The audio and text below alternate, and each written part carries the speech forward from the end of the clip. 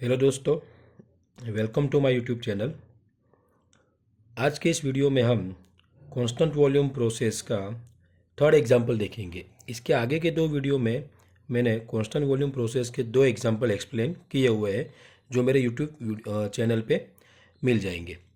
Okay, तो अभी आज का ये हमारा थर्ड एग्जांपल है, तो इसको हम देखते हैं कैसे सोल्व करते हैं। वो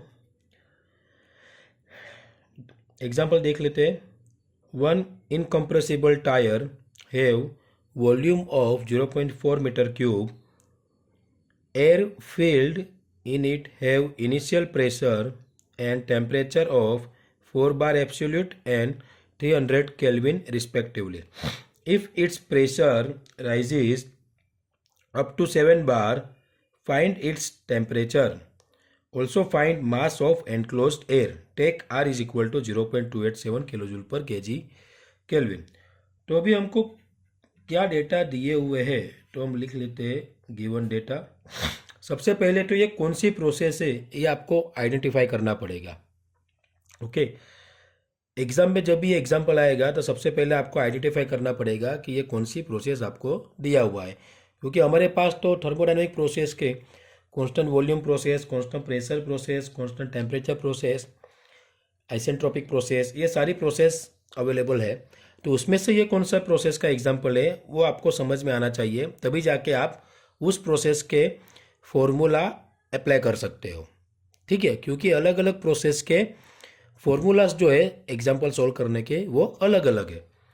तो अभी इसमें हम कैसे आइडेंटिफाई करेंगे, तो इसके आगे के जो वीडियो थे हमारे कांस्टेंट वॉल्यूम प्रोसेस के, उसमें क्लोज्ड वेसल ऐसा आपको लिख के दिया हुआ था। डेटा में क्या लिखा था? Closed vessel. डेट मीन्स अगर क्लोज्ड वेसल है तो उसकी बाउंड्री चेंज नहीं हो रही तो कांस्टेंट वॉल्यूम हो गया।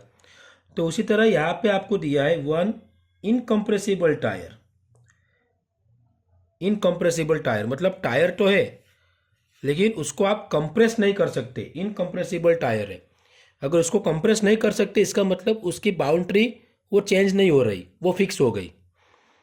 क्लियर? इनकम्प्रेसिबल टायर है मतलब उस टायर को आप कंप्रेस कर नहीं सकते, वो टायर कंप्रेस नहीं हो रहा। अगर कंप्रेस नहीं हो रहा मतलब उसको आप दबा नहीं सकते, तो इसका मतलब क्या हो गया? उसकी बाउंड्री क्या हो गई? फिक्स हो गई। उसकी बाउंड्री फिक्स हो गई। ठीक है, बाउंड्री फिक्स हो गई तो बाउंड्री मूव नहीं हो सकती। इसका मतलब कौन सा एग्जाम्पल हो गया? Constant volume. तो यहाँ पे आप ये इनकम्प्रेसिबल टायर जो है उसको आइडेंटिफाई करके आप बोल सकते हो यहाँ पे कि ये कौन सा एग्जाम्पल है? Constant volume process. Clear? Okay, तो अभी हम देखते हैं यहाँ पे कौन से डेटा हमको दिए हुए हैं। Volume of 0.4 metre cube constant volume process है और वॉल्यूम कितना है? 0.4। तो वॉल्यूम कांस्टेंट होने की वजह से V1 is equal to V2 is equal to 0.4 metre cube. Okay, क्यों V1 is equal to V2? क्योंकि वॉल्यूम हमारा क्या है? कांस्टेंट। स्टेट 1 पे जो वॉल्यूम होगा वही वॉल्यूम हमारा स्टेट 2 पे भी होगा। Next, it have initial pressure and temperature. तो इनिशियल प्रेशर कितना दिया हुआ है? 4 बार। तो P1 is equal to 4 bar and temperature 300 kelvin. 300 kelvin kelvin में ही दिया हुआ है तो इसको कन्वर्ट करने की जरूरत नहीं है। अगर डिग्री सेल्सियस में देते हमको तो +273 करके हम उसको केल्विन में कन्वर्ट कर लेते, लेकिन यहाँ पे हमको केल्विन में ही टेम्परेचर दिया हुआ है। If its pressure rises up to 7 bar मतलब प्रेशर राइज हो रहा है तो स्टेट 2 का प्रेशर आ जाएगा P2 is equal to 7 bar. Find its temperature मतलब स्टेट 2 पे टेम्परेचर क्या होगा वो हमको फाइंड करना है। तो हम यहाँ पे लिख लेंगे T2 फाइंड करना है। और दूसरा क्या दिया हुआ है हमको? R is equal to 0.287 kilo joule पर kg केल्विन। फाइंड क्या करना है? फाइंड इट्स टेम्परेचर मतलब सेकंड स्टेट पे हमारा टेम्परेचर कितना है, कितना राइज हो रहा है temperature. And also find mass of the enclosed air. Okay, तो मास हमको फाइंड करना है। ये दोनों वैल्यू हमको फाइंड करनी है। ओके, तो कौन से फॉर्मूला अप्लाई हो सकते हैं? तो फॉर्मूला के लिए मैंने आगे के वीडियो में आपको एक्सप्लेन किए हुए है कि हमारे पास कौन से फॉर्मूला है। ठीक है, तो यहाँ पे आप देख सकते हो, यहाँ पे हमको टेम्परेचर फाइंड करना है और मास फाइंड करना है। तो आगे भी मैंने बताया था, जब भी आपको टेम्परेचर मतलब कोई प्रॉपर्टी अगर आपको फाइंड करनी है तो आपको पर्टिकुलर प्रोसेस का प्रेशर वॉल्यूम टेम्परेचर का रिलेशन जो है पीवीटी रिलेशन, कौन सा पीवीटी रिलेशन, वो आपको याद रखना है। ठीक है, तो अगर कांस्टेंट वॉल्यूम प्रोसेस के लिए पीवीटी रिलेशन हमको फाइंड करना है तो ये इसके हेल्प से हम फाइंड कर सकते हैं। तो वॉल्यूम कांस्टेंट है तो P1/T1 is equal to P2/T2, तो P1/P2 is equal to T1/T2। आप डायरेक्टली इसको याद रख सकते हैं, लेकिन अगर कंफ्यूजन हो याद रखने में तो आप इस हिसाब से उसको डिराइव कर सकते हैं कि कांस्टेंट वॉल्यूम के लिए हमारा रिलेशन क्या बन सकता है। तो यहाँ पे हम देख लेते हैं कि हमारे पास कौन सी वैल्यू है। तो यही अगर ये पीवीटी रिलेशन अप्लाई करते हैं हम, तो P1 हमारे पास, तो P1 हमारे पास है, P2 भी हमारे पास है और T1 भी है, तो हमको क्या मिल जाएगा T2। तो एक आंसर हमको मिल जाएगा। क्लियर? ओके, अगर आगे की वीडियो में आप देखोगे तो मैंने आपको आगे की वीडियो में ये फॉर्मूला कांस्टेंट वॉल्यूम प्रोसेस के एक्सप्लेन किए है, जिसमें आप देख सकते हो पीवीटी रिलेशन क्या है, P1/P2 T1/T2। ओके, और work done, heat supply, change in net energy, वो सब मैंने एक्सप्लेन किया हुआ है। तो यहाँ पे हमको अभी टेम्परेचर फाइंड करना है, तो फाइंड टेम्परेचर T2। ओके, तो पीवीटी रिलेशन हमारा क्या आ रहा था, P1/P2 is equal to T1/T2। Okay, P1/P2 is equal T1/T2। तो अभी यहाँ पे हम वैल्यू इनपुट कर देते हैं। P1 कितना है हमारे पास, तो P1 है हमारे पास 4 बार, P2 कितना है तो 7 बार, T1 कितना है केल्विन में ही है तो 300 केल्विन, और T2 हमको फाइंड करना है। तो अभी T2 फाइंड करना है, इसलिए T2 को इस जगह पे लेके जाएंगे हम, तो क्या हो जाएगा, ये 300,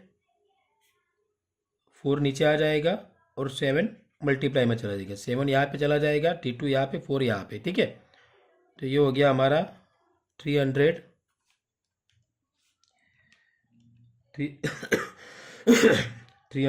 इंटू 7, 300 इंटू 7 डिवाइड बाई 4, 525।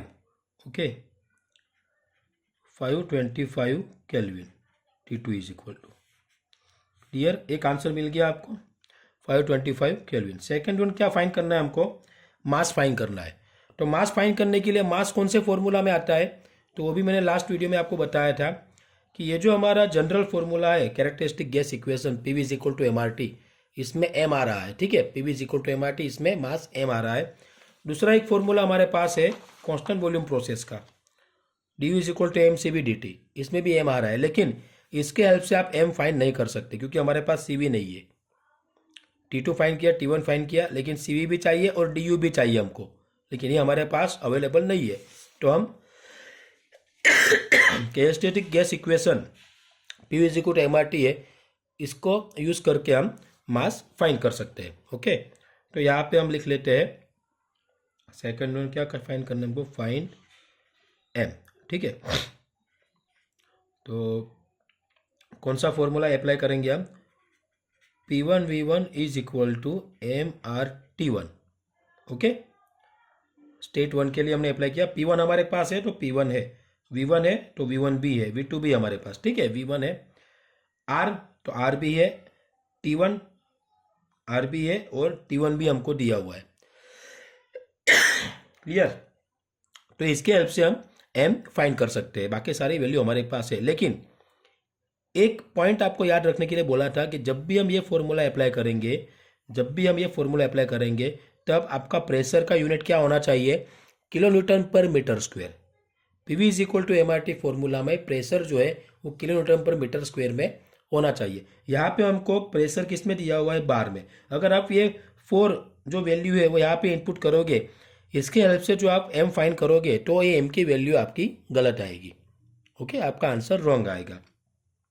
तो अभी हमको क्या करना पड़ेगा, जब ये PV is equal to MRT formula apply करेंगे हम, तब आपका प्रेशर का यूनिट किलोन्यूटन पर मीटर स्क्वायर में होना चाहिए। तो ये प्रेशर जो हमारा है उसको हम किलोन्यूटन पर मीटर स्क्वायर में कन्वर्ट करेंगे। तो कैसे कन्वर्ट करना है, तो जब भी बार हो उसको अगर हम किलोमीटर मीटर स्क्वायर में कन्वर्ट करना है तो 4 × 10⁻²⁰ किलोन्यूटन पर मीटर स्क्वायर। ये कैसे आएगा वो भी मैंने आगे के वीडियो में एक्सप्लेन किया हुआ, ये कन्वर्जन कैसे होता है वो भी मैंने आगे के 2 में से कोई एक वीडियो में एक्सप्लेन किया हुआ है, ठीक है। तो आप अगर डिटेल में समझ ना हो तो आप वो वीडियो में देख लेना। तो अभी हम वैल्यू इनपुट कर रहे हैं। P1 हमारे पास कितना है, तो किलोमीटर पर मीटर स्क्वायर में इनपुट करते हैं 4 × 10⁻²। V1 कितना है 0.4। M2 फाइंड करना है। R कितना हमारे पास 0.287 एंड T1 कितना है हमारे पास 300। ओके, M फाइंड करना है, तो वापस 4 × 10⁻², 0.4 डिवाइड बाई, इसको डिवाइड में लेके जाओ, 0.287 into 300 is equal to M।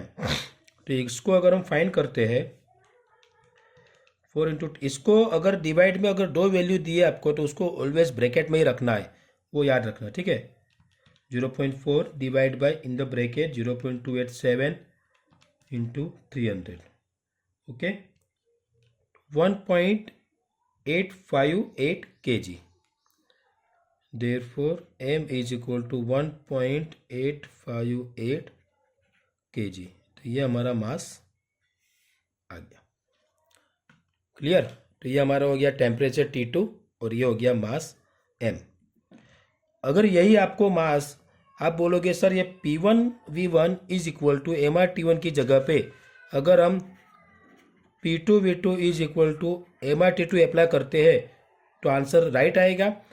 तो आपके पास अगर वैल्यू हो तो आप कर सकते हो। तो हमने पहले से ही ये T2 फाइंड किया हुआ है, तो T2 हमारे पास है, ठीक है। R तो हमारे पास है ही, P2 भी हमारे पास है, उसको कन्वर्ट कर देंगे किलोमीटर मीटर स्क्वायर में, और V2 भी हमारे पास है। तो अगर आप इसका हेल्प से भी आप फाइंड करोगे तो आपका M उसका आंसर भी यही आएगा। ओके, तो आपके पास फॉर्मूला आपको याद होने चाहिए और ये फॉर्मूला को कैसे अप्लाई करते हैं वो आपको समझ में आना चाहिए। वो अगर आप समझ लोगे तो आपको कोई भी प्रोसेस के एग्जाम्पल हो, कोई भी एग्जाम्पल, तो आप उसको इजीली सॉल्व कर सकते हो। क्लियर। तो ये था हमारा कांस्टेंट वॉल्यूम प्रोसेस का 3rd example. Okay, thank you.